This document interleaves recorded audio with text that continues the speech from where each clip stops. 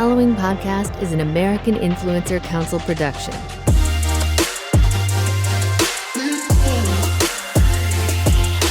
Hello. Yes. Well, we hope that you are all enjoying your meal prepared by the wonderful Pando Park today. We're going to go ahead and dive into this conversation, and we are super excited about it. So, just a bit of context. Travel career creators play a vital role as advocates for growth and expansion of leisure travel, both in the U.S. and worldwide. And that is because consumers are turning to travel career creators for reliable information to make informed decisions, meaning that they're looking at all of us in this room, the visuals, the content, to see if visiting a location is worth it. So they are heavily relying on folks like us.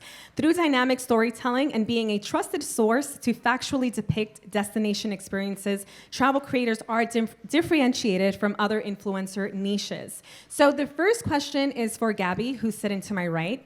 You have built a community of over 800,000 followers across your brand. Yes. Across your brand, Paxlight. Yes, follow her if you haven't already because she is all over the world. What are some unique differences between travel creators and other niches, and what has your experience been like doing this full time? To be a travel creator is truly unique in the stories that we tell, and I think it's hard for maybe any of us to say that we're pure travel creators, right? Because travel is just life. Like, you're just living in a different place, temporarily or long term, right? And so I think that's kind of the special sauce of being a travel creator, is that travel creators use makeup. We talk about beauty. Travel creators observe beauty in different places. Travel creators use tech. We use fashion. Like, everyone here is dressed in today. Y'all got the memo. We can see, like, we can have touch points in all these different niches. And that's not necessarily an inverse. Like, not everyone travels, or not everyone maybe has a traveler's mindset. And I think that's that's like the one thing that we can give that maybe other creators who are not in the travel niche can't give. And it gives. And my experience doing it full time has been fantastic. I would say that I had a long, running start. I started my blog, my travel blog, when I was 17, and it was a cute little hobby for 5, 6, 7 years. And then I think maybe 2019, I started seeing people who were doing it full time. I started seeing the nomadic Matts, the Gloria Tomos, and I was like, yeah, people are doing this, why not me? And so my journey went viral on TikTok and got $1 billion.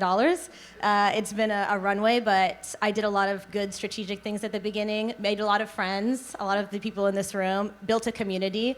And so it's been sustainable, and that's my biggest advice for anyone who's looking to make a career out of it, is to don't rush it and build your house. This is the house that you live in. You want to make sure it has a strong foundation, make sure it's pretty, make sure you love being in it, because this is your livelihood.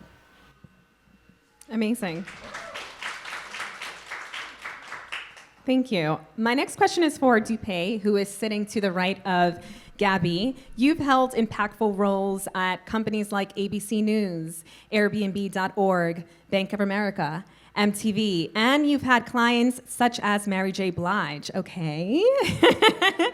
When it comes to creative excellence in storytelling, what are brand marketers like yourself looking for in career travel creators, and what type of creator content do you feel will help entice tourists to book travel? So it's a great question, and believe it or not, the sauce doesn't change across platforms, and the platform doesn't matter. I don't really care what platform you're using. What matters is exactly what you're saying. So it is authenticity is what I'm looking for when it comes to an influencer that I want to work with, right? That I'm then we were having this whole beautiful conversation about internal advocacy. So it makes it easy for me to sell to my head of marketing, my CEO, when I have a relationship that is authentic, true, and real with you, and I know you beyond what it is that you're sharing on your socials. Like, if I know who you are as a whole being, then it makes it easy for me to go to my lead and say, okay, make sure we put aside this in the budget for that person, right? And try to sell it.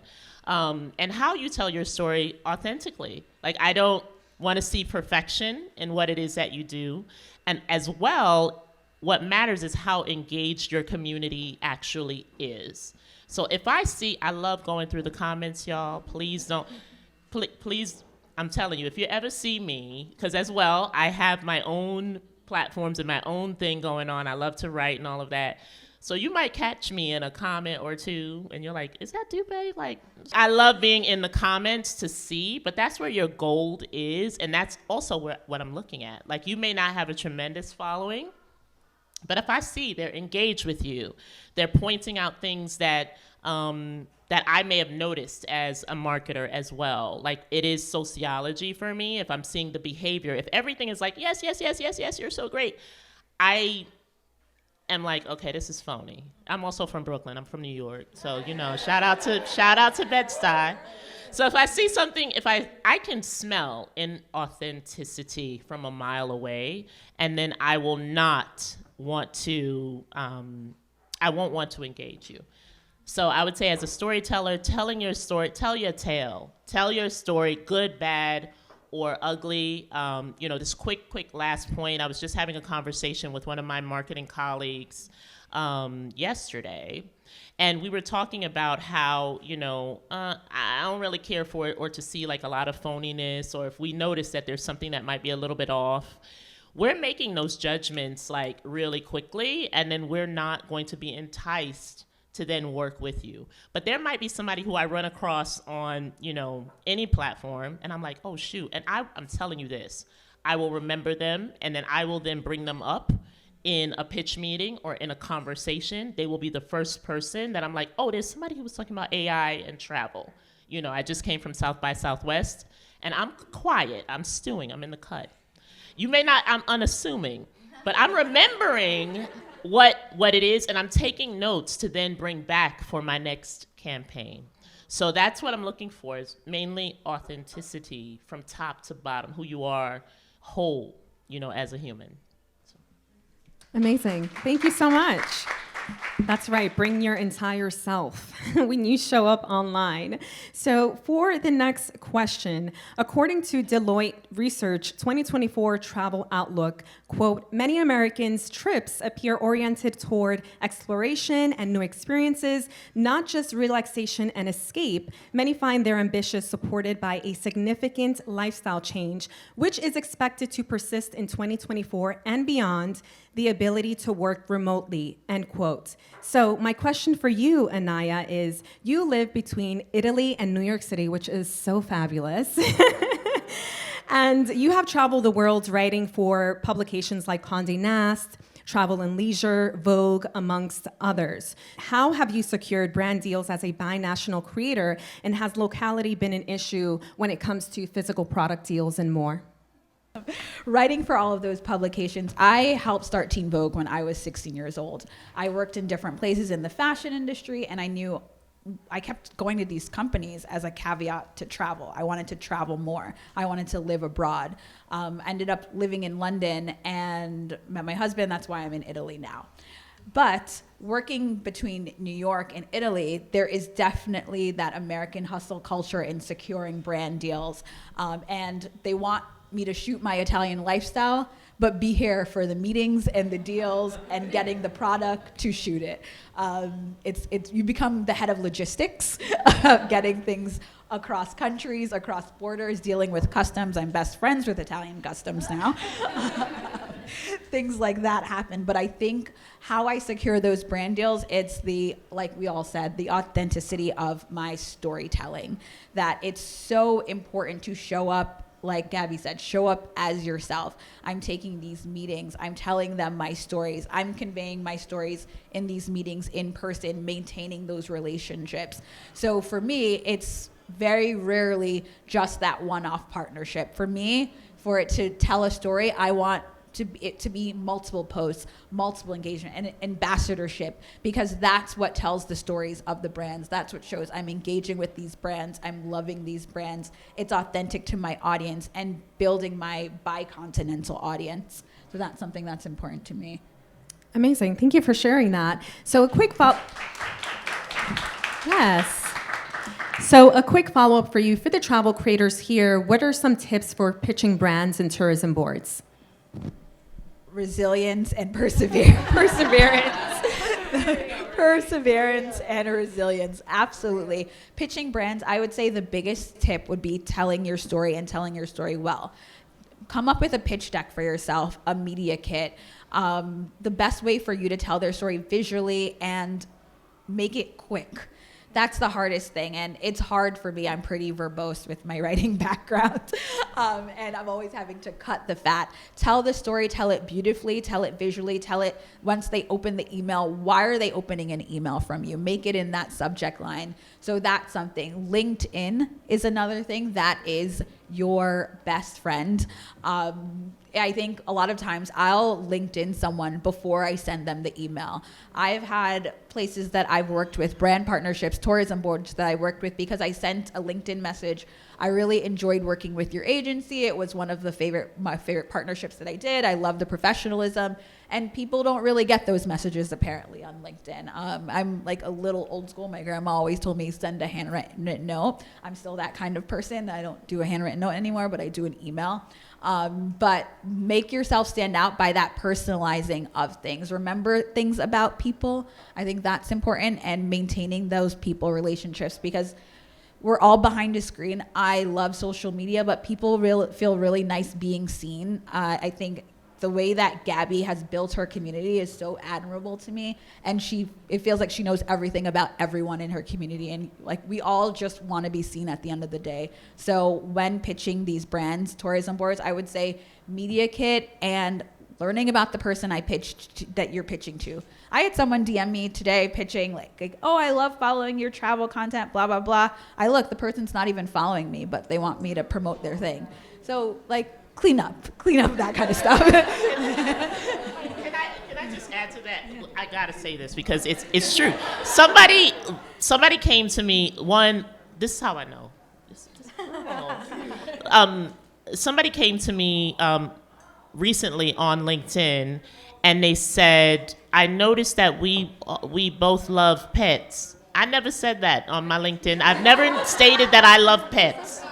I never said I loved pets. I didn't say it. And so they are left on red, in my LinkedIn. But I do enjoy when people reach out to me on LinkedIn. And it is the standard. I'm telling you this. It is the standard when it comes to that kind of engagement. So I just wanted to, double down on that. I think it's amazing insight. And the decision makers are often on LinkedIn. So that's something that's important. Mm-hmm. Exactly. So everyone on here, get on your LinkedIn. If you are not, get on your Zoom. Exactly. So my next question is actually for you, Gabby. Your main platforms are TikTok and Instagram, where you produce short form video.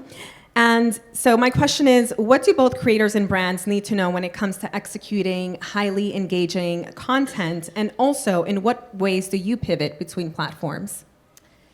Interesting question. I think especially because I grew the longest on Instagram. It had been around longer, and like I said, I had a slow little climb.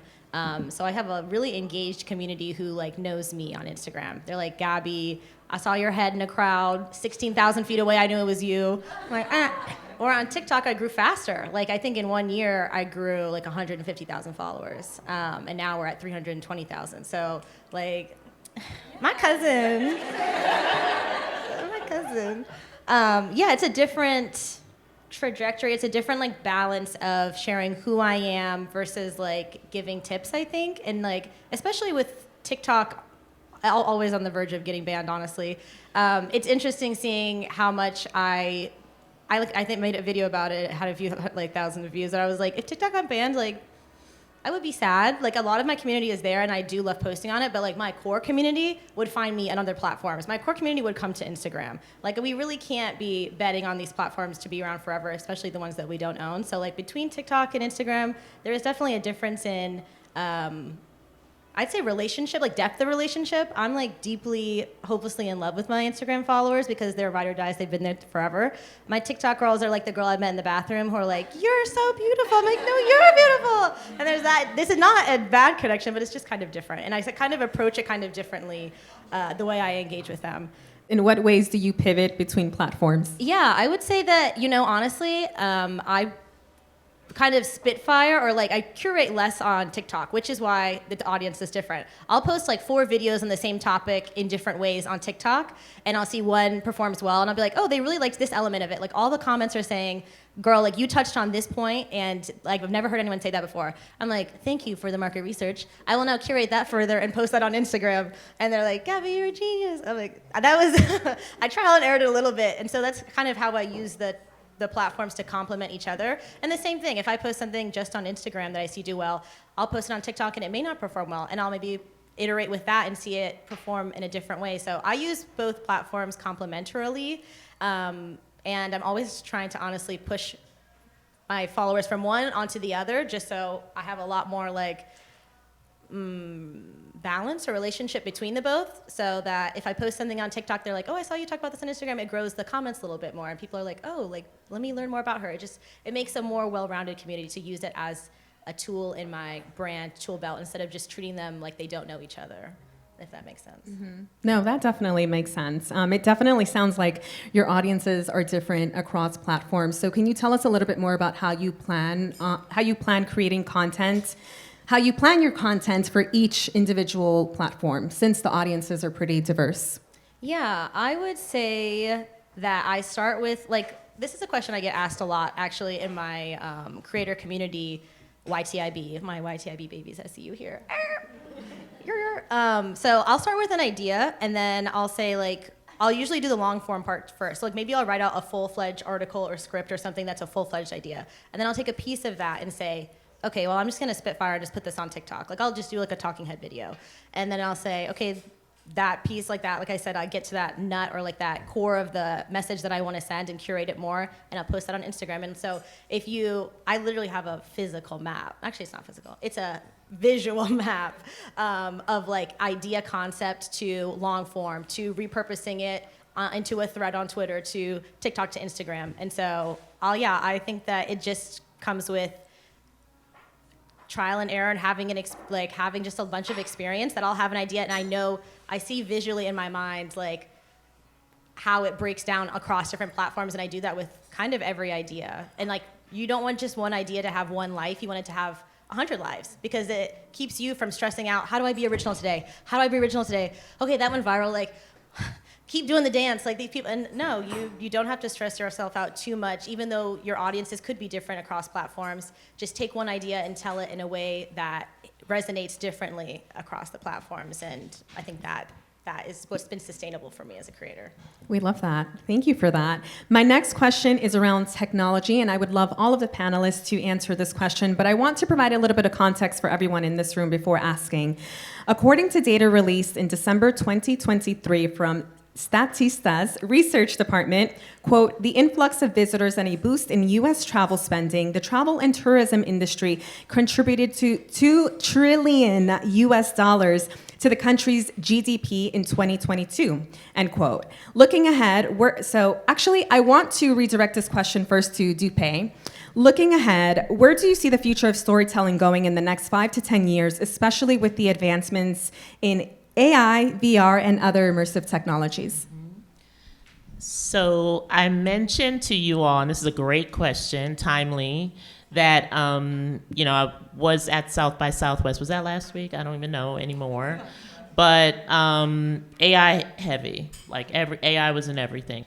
It is going to come into this space in the conversations that I've been having, even in our area. It is definitely in the space, right? And that's not something to be fearful about, because it can never recreate the brain, at least not in my life. I'll be gone by the time they can do that, hopefully. I don't want to see it. But it is, how do you work well with those tools and what the technology is giving and what it's going to be doing? How can you use it to, whether it's pump out your content at a quicker pace, how can you become more elegant with what it is that you pull out of your content and insights? How can you use it to like fine tune your message and your brand? That is how you'll have the advantage, honestly, as a creator. Like, nobody can replicate your brain, your being, but being able to use that technology to help you have the advantage. If you're getting in on that now, you're wise. If you're ignoring it, it might be a problem, is what I have to offer. Like, we've been talking about this for maybe the last 2 years now. And now the technology is public, right? And it's out in the space. And so I would just advise that, see these tools or this technology as a way for you to have a leg up, right? It will never be able to recreate your experience at all, but it can help you gain an advantage. So. Thank you. Thank you for that. I would love to hear from Nneya or Gabby. Oh, I thought it was amazing what you just said about it will never be able to recreate your experience, and that's what you share as a content creator with your audience, your experiences. As from my writing background, I was a little bit skeptical with AI. I was at I want to say it was a Bing event where when I said, write it in the style of Nneya Richardson in a perfect world. And it was really good. I was like, this is scary. But like you said, it's being able to use it and how you want to use it, whether it's to create more content so you're not in the nitty gritty of planning this wing, how you want to plan trips, because I'm a tabs queen. I'll have like 10 different tabs open telling me about a place, describing where I want to go for me to make that list, make that packing list, using AI so I can then free up my time and balance to create more content for my audience. That's really helpful. In terms of being scary as a content creator, I'll let Gabby share a story that she just told us, but one of the scary things for me is in the same way actors were afraid of it with the strike, them being able to use our likeness, and especially as a BIPOC creator, like a big Fortune 500 company, just being able to use your likeness or use an AI version of you. And that, we're already fighting to get paid and fighting to standardize the industry at AIC. And so that, about the ownership of that. And so that's kind of the trepidation I have about it. Yeah, I was just talking before this event with Shreya, hey girl, and Nneya about a story I'd seen. I was gonna say I read an article, but it was probably a TikTok. I'll just say that. It was probably a TikTok that I got my news from. But it was a girl who lives in London, and she went into the tube and was just waiting for her train and looked up and was like, is that me? Is that me on a billboard right there? And she was looking at it and she's like, she's a creator. I mean, I think said she was a small creator. Maybe she had 5,000 followers, but she's like, that just looks just weirdly like me. And so she contacted the brand, the company, and said, hey, like, you used my likeness, my image without my consent. I need to be compensated for that. And they said, oh no, girl, that's AI. Don't worry about it. And she's like, that's me. So she took a photo of it, and it must have been that tweet, maybe that got turned into a TikTok, that was like, do you think this looks like me? Like, this is for a reason. And they said, yes, girl, that's you. That's literally, like, that's your face. That twin? And yeah, she's like, well, the reason I ask is because this company's been using it in a lot of ad without using, and so that's the conversation is, if you tweak if you tweak my part a little bit, is it now AI generated? If you're pulling from, the vast web for influence or inspiration, is that really changing my likeness enough for me to not get compensated? And so yeah, and I don't think she ever got resolution, and that's kind of the reality that I think of when I hear this question of like, AI and moving into the future is, being in organizations like the AIC that have these conversations and that are highlighting these talking points, and having, honestly, people like Shreya highlight these conversations and thoughts, especially for creators of color, saying, like, what can we do about it? How can we unite and like make sure that this is not going unseen? We see this happening to each other, like be in communication and be in community with each other to prevent that. I think that as travel creators, we do have a unique position in this influencer market because the world changes so fast. We saw that with COVID. Like, that TikTok from 6 months ago is no longer true, that restaurant's down. Like, I just went last week, it's changed. So we're in an industry and in a space that changes so frequently that we are kind of the front lines of the news and travel. Like, the newest luggage we know, but honestly, like, what are the visa requirements? What is that restaurant like? What is, like, we are the first to see it and first to report it. So I think we have an advantage there. And I'd say to any creators who are worried about, AI is going to take over TikTok, it'd be like, well, I guess we need to innovate. I guess we need to tell stories that only we can tell, literally. I guess we can't use trends to keep us afloat anymore. We need to be telling, really thought out and just really unique stories, the stories that only you could tell. Like your unique intersection of identities and experiences, and that one time that girl in the bathroom was saying, tell that story because I wasn't there with you. Like I want to hear that story. No one's ever lived that experience. And I think that's going to be more important than ever to be innovating. Like I said, you don't have to be original every single second, but just adding your unique flavor onto every single thing you do is going to be what keeps you afloat in a world of like templatized, let's say, content. Amazing. No, you were giving information. Definitely appreciate that. That all makes sense. And I was thinking about what Dupé mentioned about creators needing to use AI or getting on that plane now. I know for me as a creator, I'm not necessarily looking 10 years into the future about how AI might benefit my business and brands right now, but I know maybe the next year or two how it might benefit me. And I'll give you just a quick example of how I use it. I tend to use my notes app to do a content dump of my ideas when I'm on the train, when I'm out. And so I'll take all of those ideas and I'll dump them into AI and I'll say, organize this for me into a content calendar for the week or the month. And so that personally helps get like a workload off of my plate. So I definitely agree there are ways that you can leverage AI now to help elevate your business, even with administrative work too. So definitely get on that if you are not. And with that said, I do want to open up the floor now for some questions. So please feel free to raise your hand if you have any questions. We would absolutely love to hear from you if you have questions about travel storytelling, content creation, questions for any of the panelists up here. Please raise your hand and let's chat. But it's casual. I mean, if you had like a thought as we were speaking of like, wow, that resonates, or I've just been thinking about that for a long time, and I'm glad you brought that up. Like, this is just our chance to connect. Hi, first of all, thank you for sharing your experiences. It's always so nice to be in a room full of so many creative minds and sharing their perspectives of the world. I do a lot of travel internationally. I was just in Iraq. How, when you travel to places that are war-torn or places that are suffering from conflict, if you travel there at all, how do you balance telling beautiful stories with being really true and respecting what's actually happening in these places without Instagrammatizing it, Can I answer that? Sure. Okay, so in my role at Airbnb.org, specifically, the work is to assist people who are in need, and they may be fleeing disaster, or they may be, they've experienced things, right? And so that work is first. That work, housing people who are fleeing conflict, is first. But I've been to Germany and spoken to people who we've helped 1 year later who were fleeing Ukraine.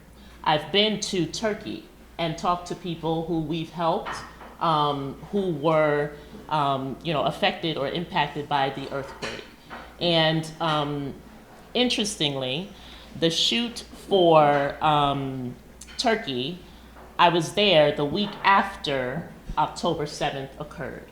So, and my background is a journalist, so I started out at ABC News. So how do you tell that story? I'm filming the story, we have a crew with us and all of that, but I'm doing so with the utmost respect for the culture, for who the individual is, for being in that environment. I remember being in Turkey during that specific time, right? Can you imagine? And operating with reverence first, realizing where I was first and taking the care to tell that story. So I'm a traditionally trained journalist, right? So I'm paying attention to how it is that I'm going to showcase these individuals. If you go on Airbnb.org, the website, or Airbnb socials, you'll see clips from the story, and I was lead producer on these stories. So the way that I'm capturing it is in a very specific way and tone in all of my briefs, right? I think that if y'all are creating content within these spaces, it's having that consideration first, and even preparing your own brief for the tone that you want to emote, how you want to capture it. Who is the hero? How do you want to live? Is the hero me, or is the hero somebody else in this instance? Are you going to pass the torch in a respectful way? to whoever it is you're featuring. How are you featuring in, I remember even having the conversations before we got to Turkey. There's a different way culturally in even how we move, and they're like, oh, don't show people who are not doing well here. We don't want to show us as victims. We want to show individuals in a certain light. And so it's my job to then respect that. But again, I mentioned at the top, I move through, equity is at the core of my practice, right? I'm always being mindful of how it is that I showcase individuals. And I'm not into saviorism. I'm not into not elevating another human because they live in a certain place. I'm operating from reverence and respect. Right? So I just wanted to share that. Like, I've been in, situations where people have been impacted or war-torn or, whatever. And I approach them with the utmost respect and lifting them in how we share content. So.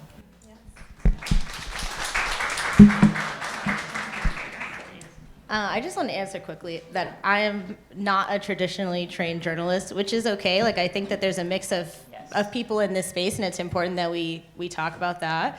I would say that I 100% co-sign what Dupé said, though, and that there are resources for us to educate ourselves online as well. Like, I don't think I've ever YouTubed, I don't even know what I would YouTube. What should I YouTube if I want to just educate myself very quickly online? So I don't think that when I say also that I'm a traditionally trained journalist, so I'm a storyteller. Like, I was the person who, show and tell, you ain't got to ask me twice. Like, I'm happy to be like, oh, this is what I did this summer, right? So I think that part of it is that is in your DNA, that is in your blood.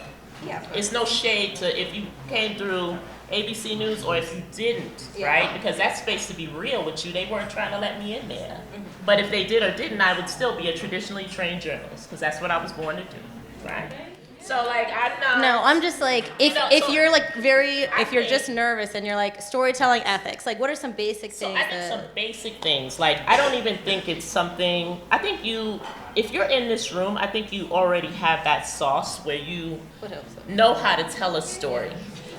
I think you already have the sauce where you know how to tell a story, right? And if you look at how you tell a story, and I don't know, if you look at the epitome of who's a good storyteller, if you look at, I don't know, a Robin Roberts or a Tamara Hall or whoever, and you watch how they interview people, you're probably doing what they already are doing. So a lot of it is they're not going to share with you how they do it. But I think it's by what y'all are doing already, which is the observation of how to do it. When they ask a question or how it is they frame something, it's not even a template to how they do it. Y'all are all y'all are all already doing it, and I think the best. We were talking about this. I think the best influencers. You already realize all right, that's not appropriate, or I may not want to say X, Y, and Z, or let me be careful in how I move within this space, So I get passionate about it because equity is at the core, and equity drives the culture. I don't care what anybody says at this point, but it does. So I think just sticking to that. And you already have the template. Y'all are here. So I think that, honestly, if you're here, you know how to tell a story. And I think because you said coming from a position of wanting to elevate people. Yeah. And for me, when I switched to social media, it was important that they saw that there was a Black woman behind these articles for Condé Nast Traveler and Travel and Leisure. When I am in a refugee camp, that they see someone that looks like them, that's brown and Black like them, and telling the stories of behind the scenes. And I think everyone in this room is coming from a place as being a storyteller, being a thoughtful storyteller. Responsible storytelling is so important to me because I've been on press trips. If you're in this room, you're already to us doing the work, and you care and are coming from a place of elevation. And so I think that that's kind of the important thing when you're traveling and you're in, say, a war-torn country, but that's not the show. There's some light in people's day, and the beauty of that, and there shouldn't be fear discussing the beauty of that because it's important to show the beauty of that. That's how people get through the day, and it's important to show those things. Wonderful. Thank you all so much. I hope that answers your question. Thanks for asking. This has been, yes, this has been absolutely fantastic. We want to thank you all for taking part in World Storytelling Day with the American Influencer Council. Take this time to connect, and thank you so much for being here. Creators with Influence is produced by the American Influencer Council, the 501c6 not-for-profit trade association in the U.S. created by and for career creators.